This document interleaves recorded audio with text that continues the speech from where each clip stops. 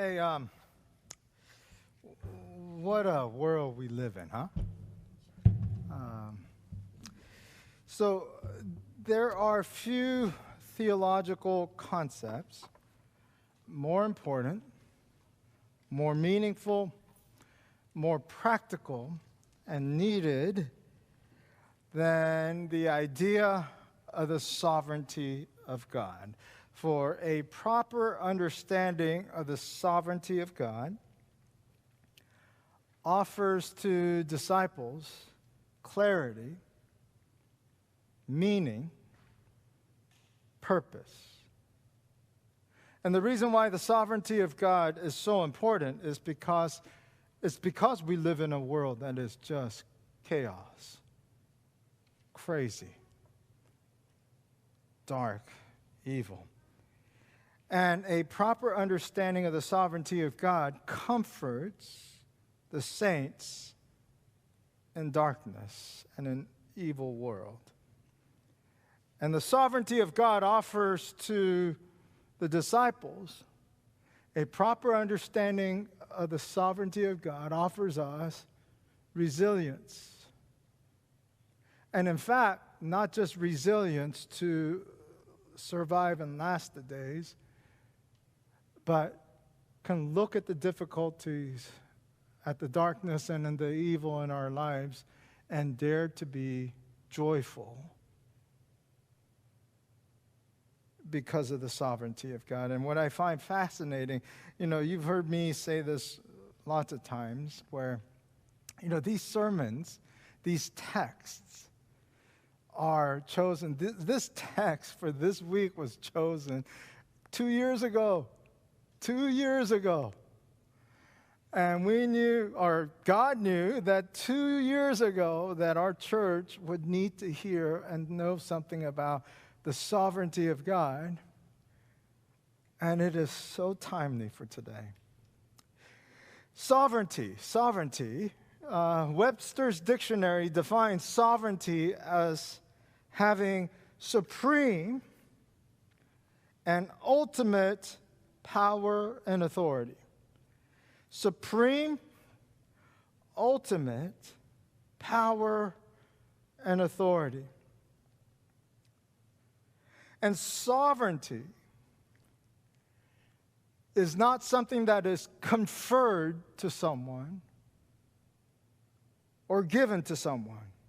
Sovereignty is who they are by their very nature. So there's not a thing you can do by believing or not believing to take away or add to someone who is sovereign, because they are sovereign, have ultimate power and authority by their very nature. It is who they are. They are sovereign. And whether you believe it or not, it doesn't matter. They are sovereign. They are ultimate authority, ultimate power, independent of others.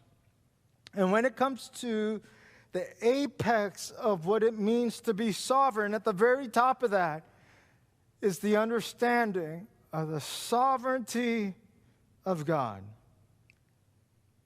And nothing more important than in a world that is chaos, evil, tragic, than a proper understanding of the sovereignty of God.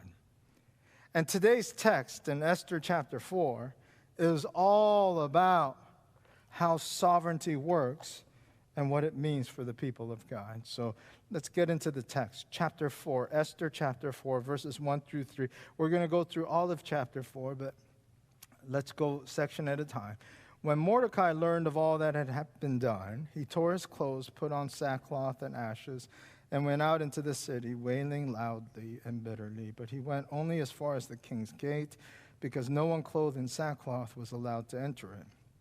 In every province to which the edict and the order of the king came, there was great mourning among the Jews, with fasting, weeping, and wailing, and many lay in sackcloth and ashes. So we're told the entire country, and when I say country, it's the entire empire. And what you need to know about the Babylonian Empire is the Babylonian Empire is one of the greatest empires that ever existed in the history of humankind. It stretched from India to Ethiopia, all of northern Africa, all of Europe, all of northern and East Asia, all of that. India to Ethiopia was part of the Babylonian Empire. And we're told that the entire Babylonian Empire was in an uproar, was bewildered, was disturbed, was hurting because there was an edict.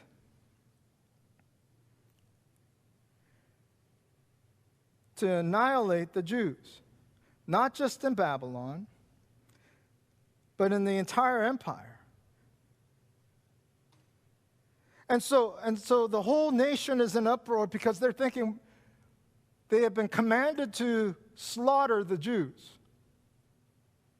And they're thinking, how do I do that to Bob? I've known Bob all my life. He's been my neighbor, my friend, my colleague all my life. How do I do that to him? How do I do that to his wife? How do I murder his children? Because Xerxes didn't say, I'm going to send soldiers to kill all these people. Xerxes told Babylonians, you're going to kill Bob. You're going to slaughter his children. Sorry, Bob.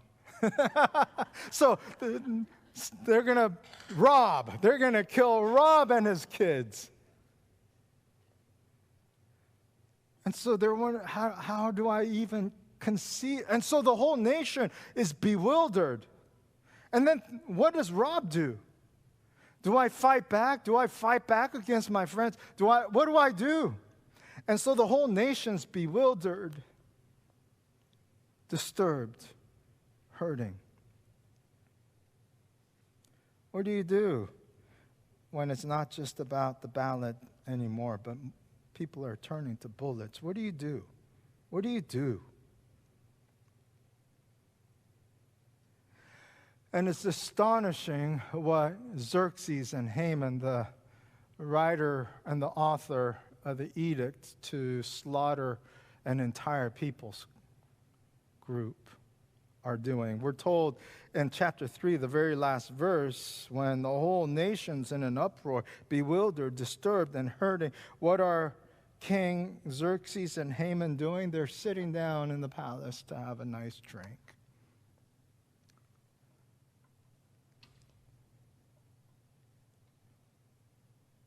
And so when Mordecai finds out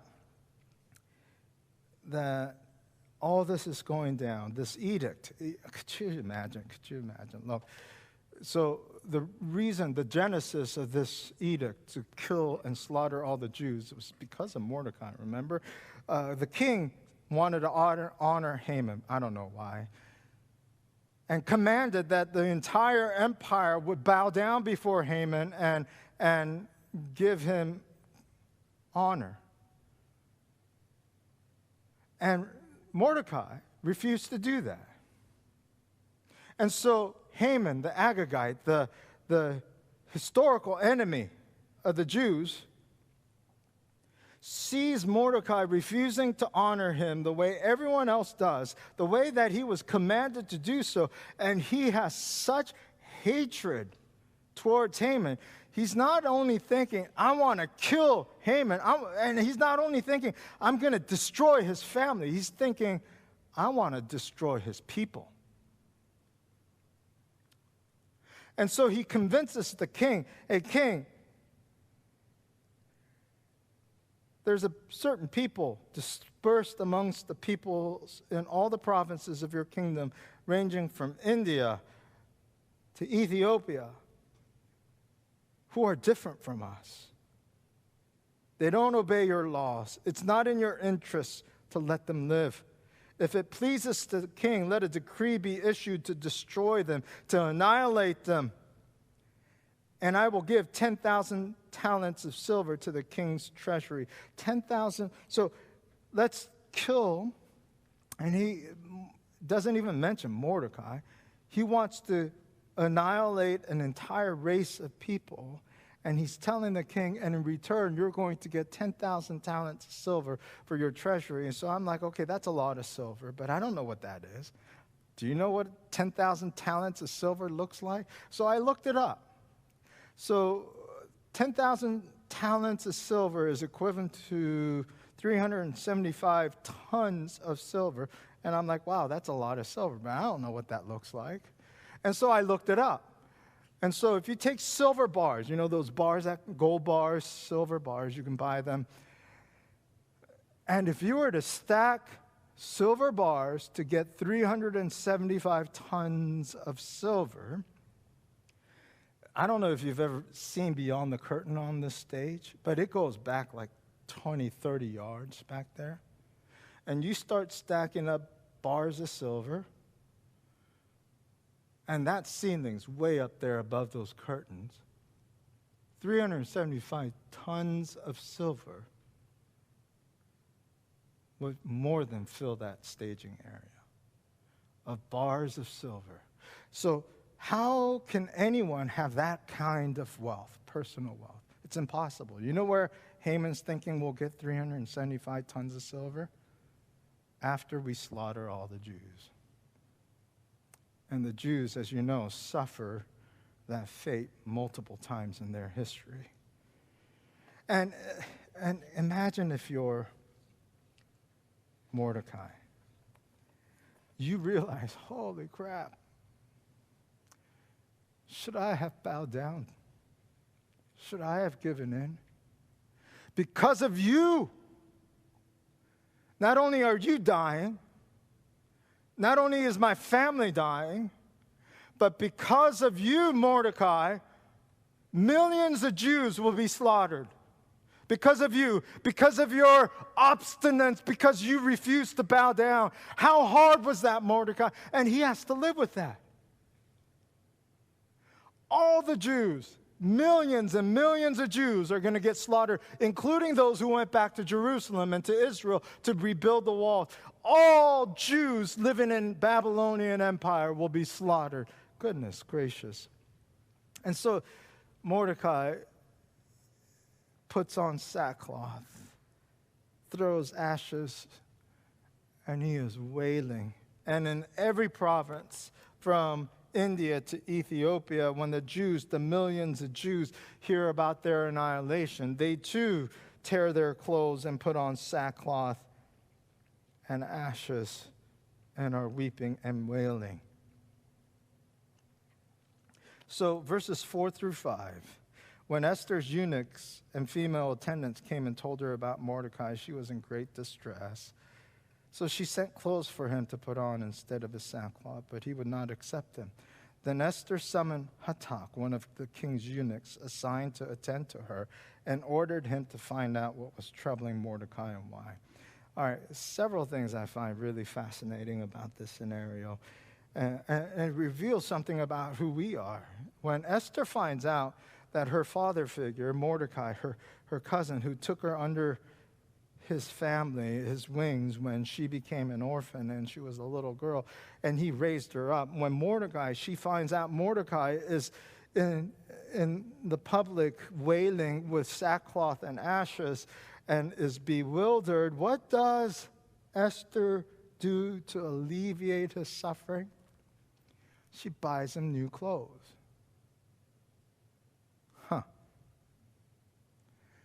This'll solve it. Let's go shopping.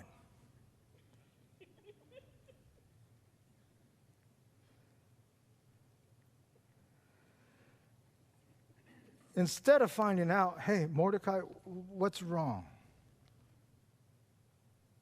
She wants to cover it up.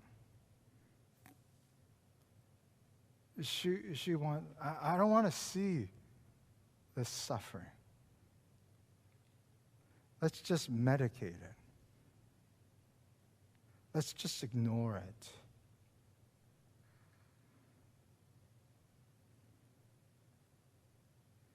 Because it's so much easier to cover it up, drink it away,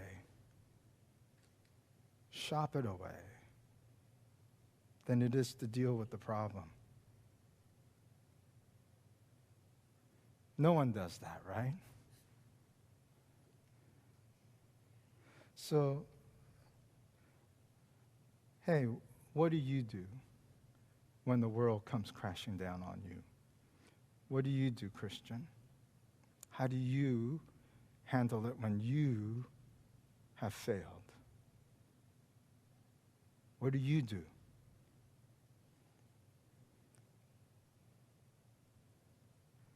And then the other thing that I find fascinating is, wow, Esther didn't know. Every Jew from India to Ethiopia knew they were going to be slaughtered. Esther didn't know. And no one bothered to tell Esther, hey, you and your people are going to get slaughtered. You know why? Esther got so good at being a non-Jew that nobody knew. Esther got so good living like the Babylonians. No one in the palace knew she was a Jewish. They didn't even bother telling her. You and your people are going to get slaughtered. It didn't matter to her because they thought she was Babylonian. Sometimes we get so good at living like the rest of the world. Nobody knows. This one belongs to God. Verses 6 through 8. So she's like, okay, what's going on, Mordecai? So Hatak, she sends out Hatak, her eunuch, went out to Mordecai in the open square of the city in front of the king's gate. Mordecai told him everything that had happened to him, including the exact amount of money Haman had promised to pay into the royal treasury for the destruction of the Jews. And he also gave him a copy of the text of the edict for their annihilation, which had been published in Susa, to show Esther and to explain it to her. And then he told him to instruct her to go into the king's presence, to beg for mercy, and plead with him for her people. So when Esther is curious about what's going on, Mordecai tells her, hey, this is what's going down. The fate of my future, your family's future, the fate of all the millions of Jews in the Babylonian Empire depend on you. And then he gives her a copy of the edict so she can read it for herself to see what her husband had just written. And Mordecai tells her, go and beg, please,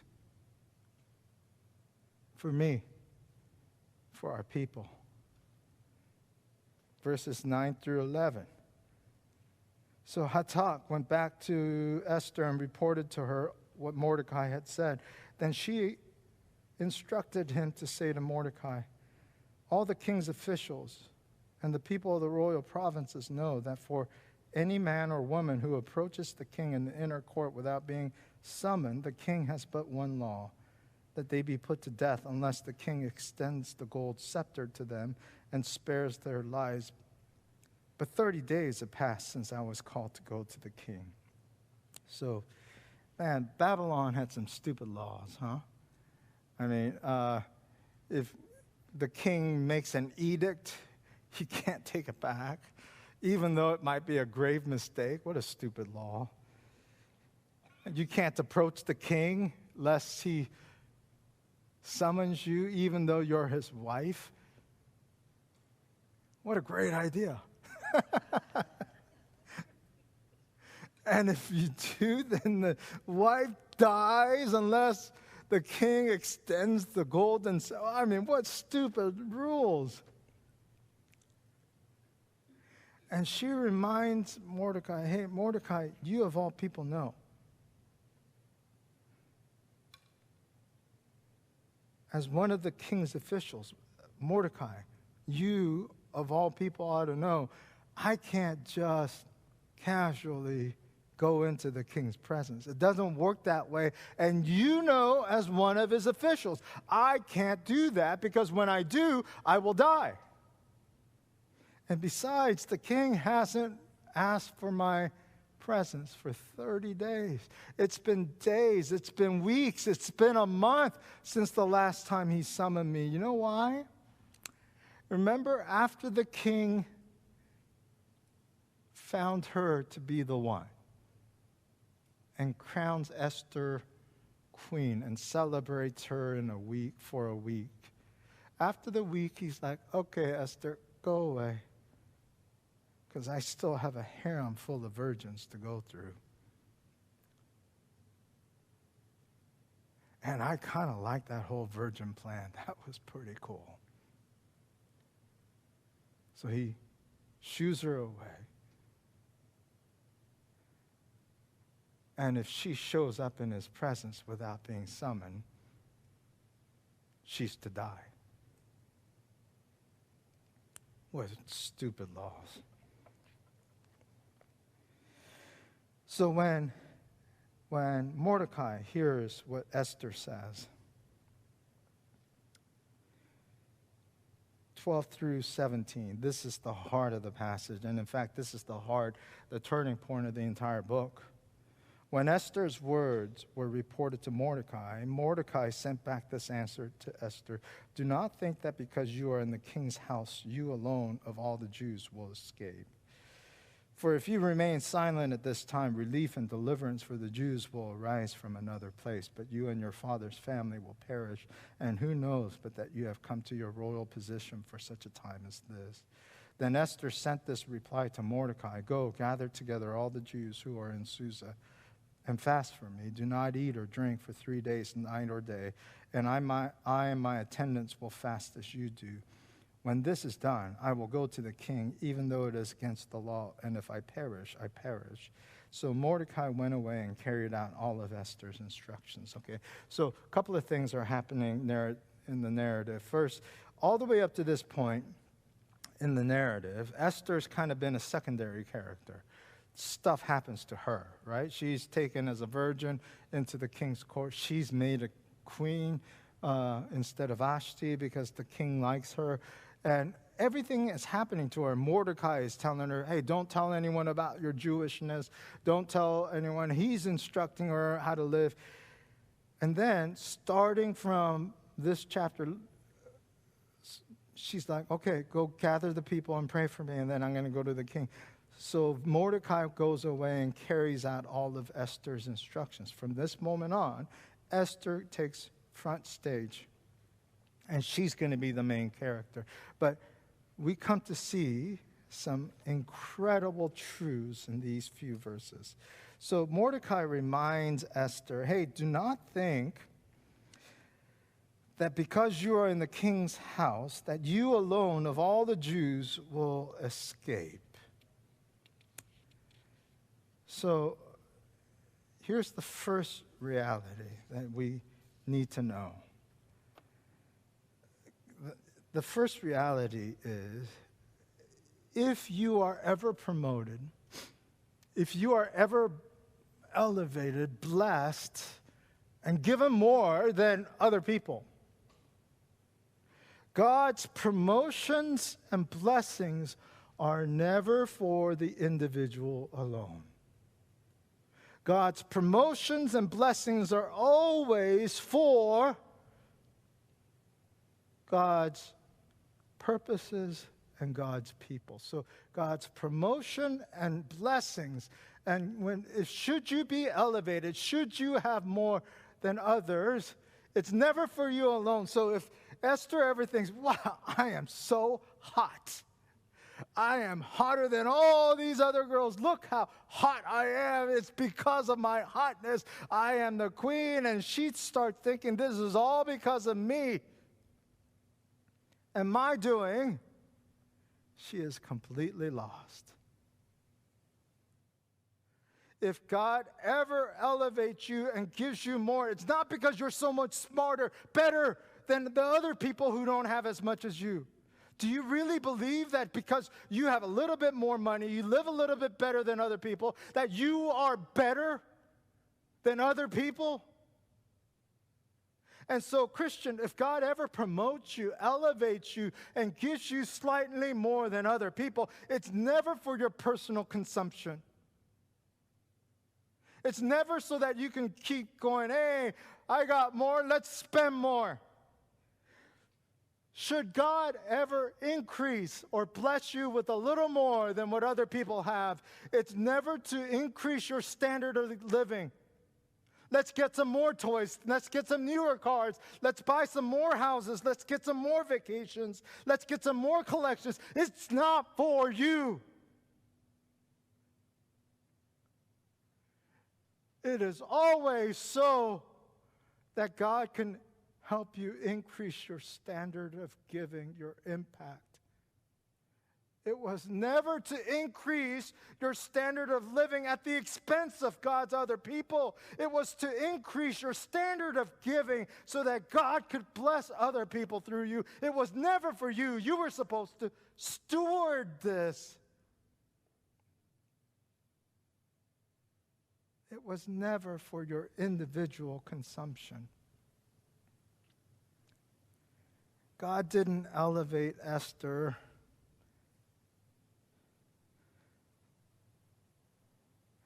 just so she could be a big shot.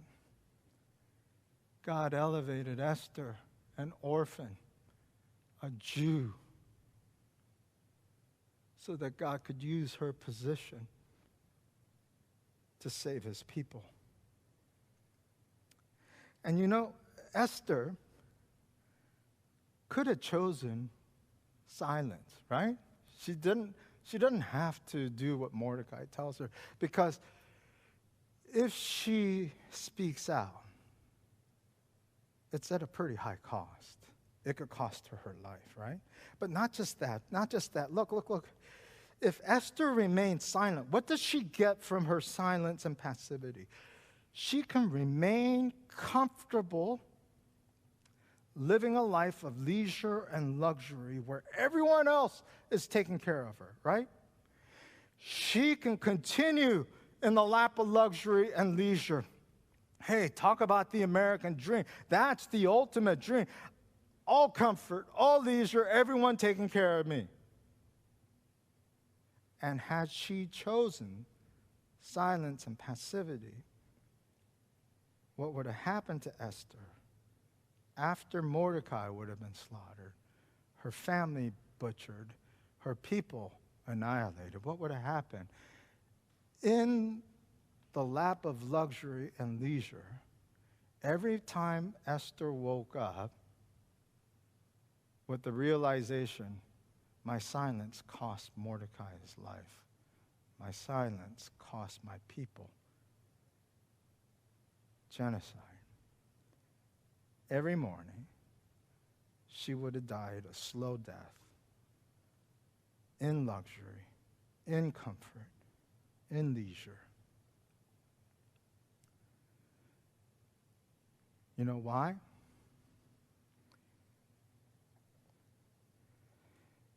Because comfort and leisure can't ever give you meaning. Comfort, leisure, luxury can't ever give you purpose, can't ever give you joy. You know why? God didn't create you for leisure, comfort, and luxury. That's not why you were created.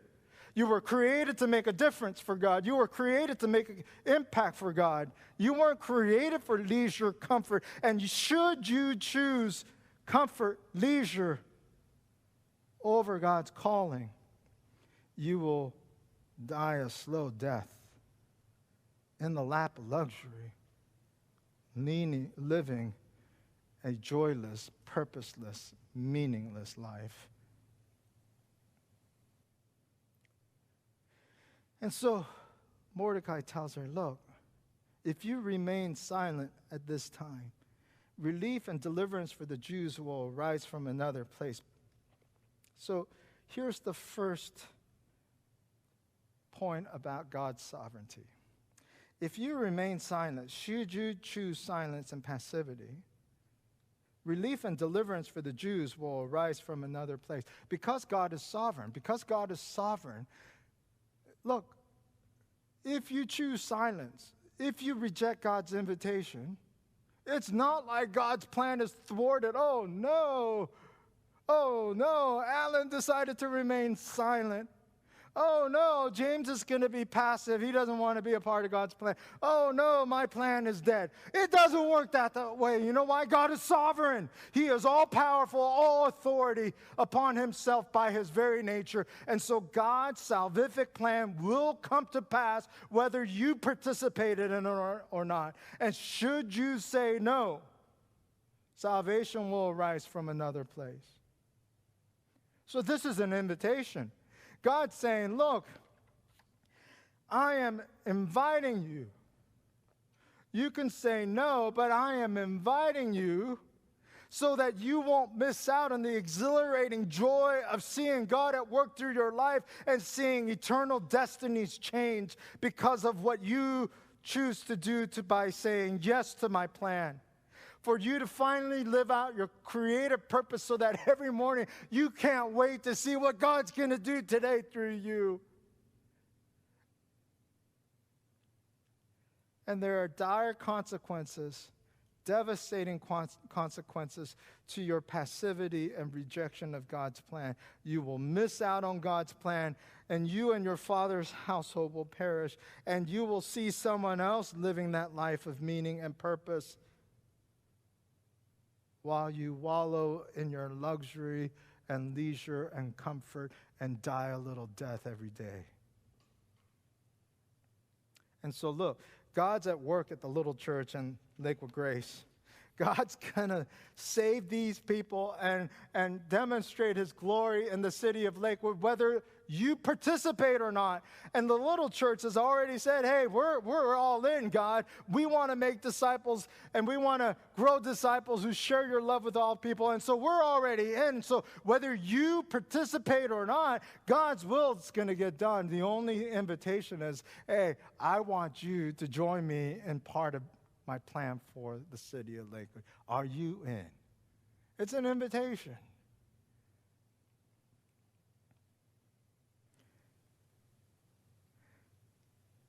So people in our world are hurting today, bewildered, lost, perishing, searching.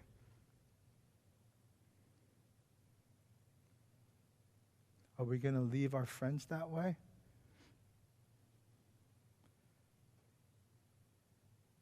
Not on my watch. Not on your watch. Not when you and I are part of God's church. Heck no. We're all in on God's plan. And whether you're a part of that or not, that's totally up to you.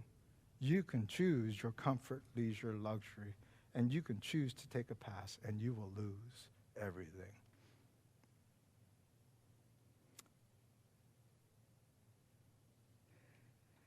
And then so Mordecai says, look, who knows? But that you have come to this royal position for such a time as this. Who knows? You have been made queen for just such a time as this. Who knows? Who knows? Of all the times that God could have created a you, God chose 2024 in the United States of America, where a former president was shot at one of his rallies. Who knows, when our country is divided, our country is bewildered and hurting, and the world is chaos, God chose to create a you and place you here with your particular position, with your particular influences over your particular people, and has raised you up and given you a little more than other people. Who knows that God has placed you at this particular time, at this particular history, for just such a time as this.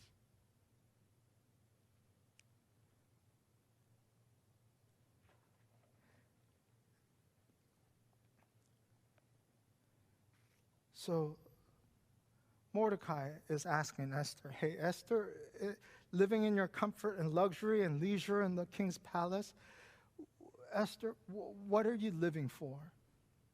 What are you living for?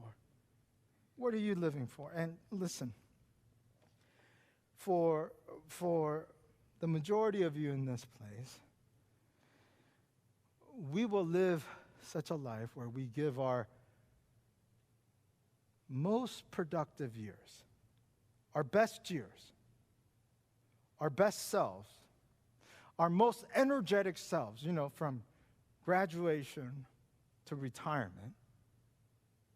And you're going to give your best selves, best life, best years to a company and a boss who couldn't give a rip about you or your family. You're going to give your best to an institution who doesn't care about you.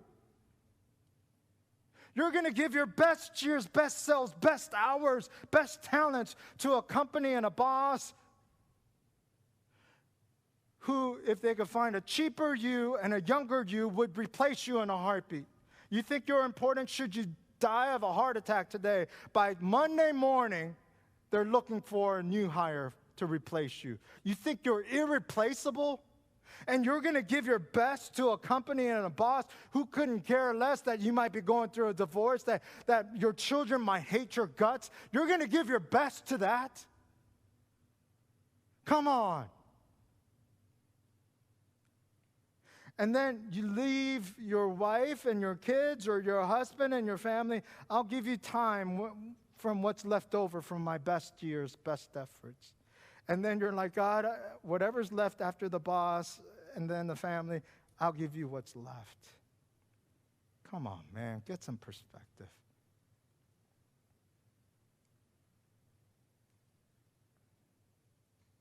What are you living for? Why are you where you are? Why has God given you a little more than other people? What are you living for? And for those of you retirees, let me just get real blunt with you. The little church, Lakewood Grace, I was just reminded, I hang out with Pastor Walt from First Baptist over there in Lakewood. We hang out a lot together, and he reminded me, hey, when you first came to the little church 15 years ago, your church was the fuddy-duddy church. That was where all the rich people went to church. Because it was known for decades as the country club church. Did you know that?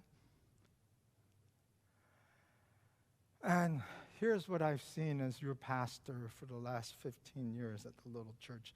So what are you living for, retirees? And I want you to think of it as, what's your legacy? What are you leaving behind? Because I'm telling you, if all you're leaving behind is money, wealth, and possessions, here's the result that I've seen when, and you mean well. You leave wealth, money, and possessions for your family, for your children and your grandchildren and the next generations. But if that's all you leave behind, I will tell you your future. Two things will happen. First, no matter what, your children will be fighting. And the crazy thing about these legacies, if all you behind is your money, wealth, and possessions, here's the harsh reality. Your children begin forgetting about you by the weekend after your funeral. They begin the process of forgetting about you. And if all you leave behind is money, wealth, and possessions, two things happen. They're going to fight. They're going to fight over your money, wealth, and possessions. They're going to fight either because they want your money, wealth, and possessions, to the point where I've seen your children change out locks at your house so that other siblings can't get to the art collection and the wealth that's hidden in that house. and you're going to leave your children, if all you leave is your wealth, money, and possessions, you're going to make your children fight. Because that's all they know. They've seen your life, and you live for this stuff, and so they're going to fight for it. Or the other thing's going to happen. They're going to fight, but they're going to be like, you take it. No, I don't want it. You take the spoon collection. You take the plates. You take the china. I don't want this junk. You take it. Either way, if all you leave is money, wealth, and possessions, you will leave your children with a fight. Is that your legacy? Is that what you're living for?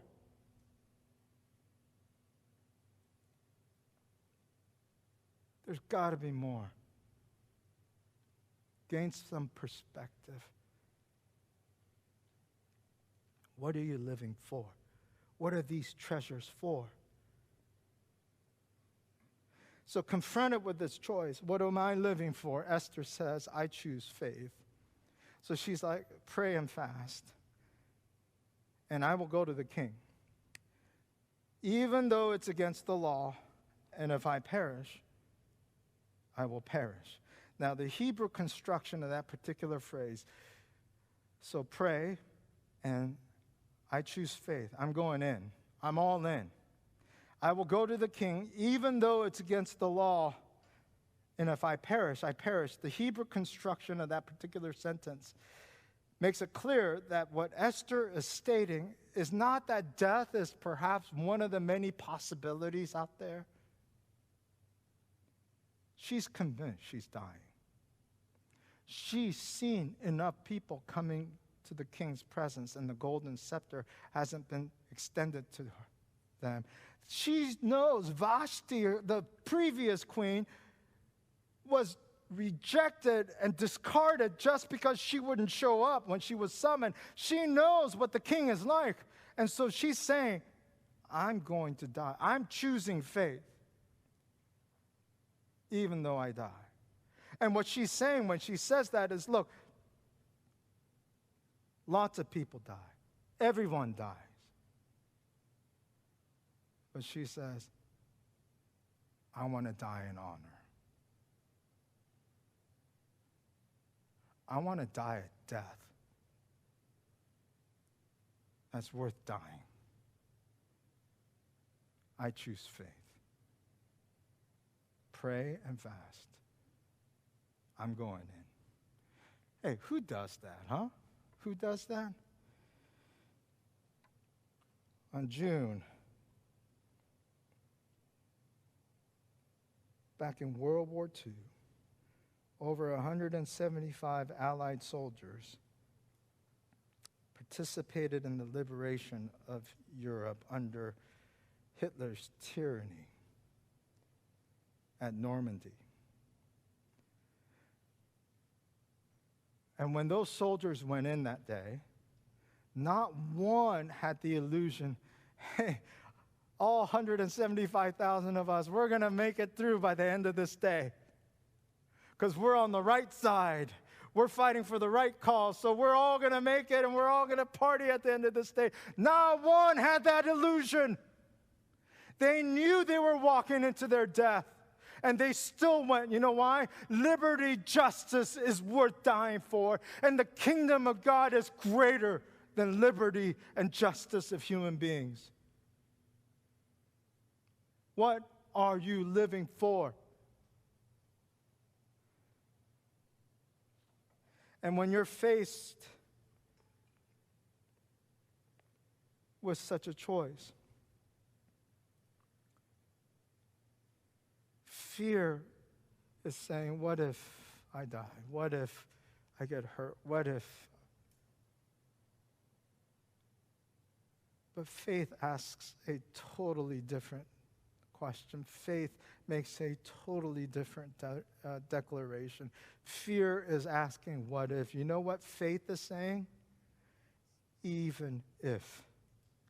Even if I perish, but I will perish with honor. I will perish for something worth dying for.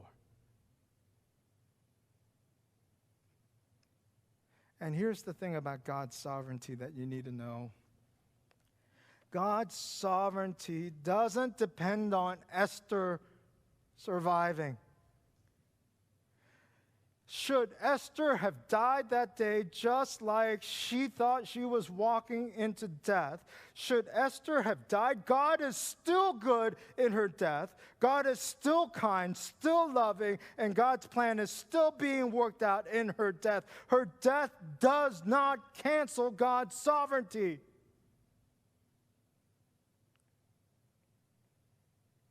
God is supremely authoritative, has supreme power, and his sovereignty is about his nature. Everyone dies, and God's giving you the opportunity. Die in honor. Die for something worth dying for. What are you living for?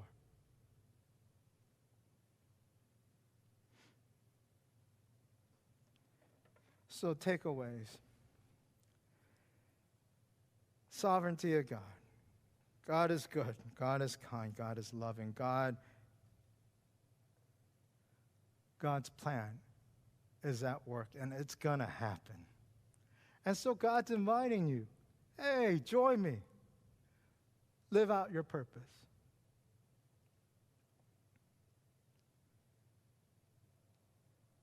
And the sovereignty of God, because God is sovereign, has nothing to do with any particular instance, whether you're suffering, whether you're dying. God is still good. God is still kind. God is still love. And his plan is still being worked out, whether you participate, whether you suffer or not. The only question is, will you live, suffer, and die honorably for the kingdom?